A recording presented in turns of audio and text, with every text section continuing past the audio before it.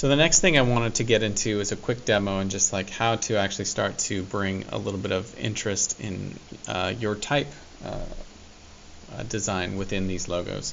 So because they have to be in circular format, if you look at the examples up above, they tend to have the text kind of like going below and above with like the year and also like Ventura County or Ventura County Science Fair 2023. So I want to teach you guys how to use the type tool to do that, as well as how to use some of the warp functions within Illustrator to kind of play with your type in there.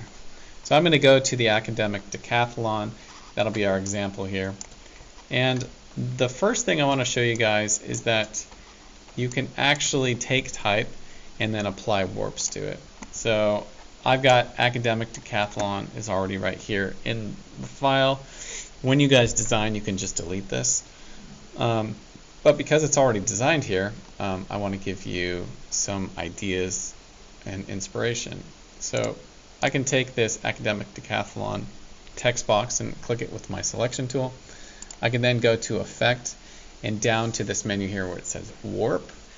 And when you get to Warp, you have all of these different options that are available. 1, 2, 3, 4, 5, 6, 7, 8, 9, 10, 11, 12, 13, 14, 15 different options.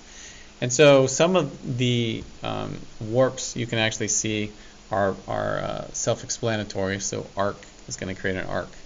And so what I would encourage you to do is, like, when you start to design your logos, perhaps explore some of these warp effects on your type.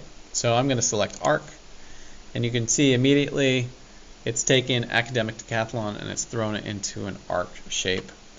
And there's this dialog box here, and I'm going to pull it to the side, and then you can see that you can actually modify how much of the arc is actually being applied to your text.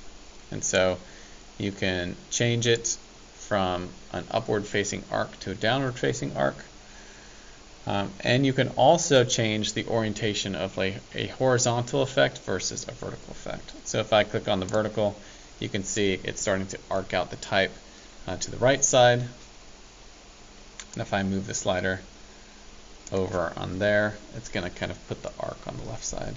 So typically, in most of these cases, if you want a simple solution, we're going to do a horizontal arc, and you're going to move the slider on that's affecting academic decathlon until it looks like it's fitting in that circular space.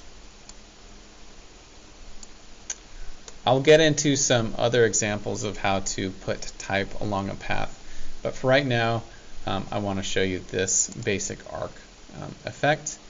And then I want to also encourage you to go through these different effects to see how you can actually bend text into different shapes.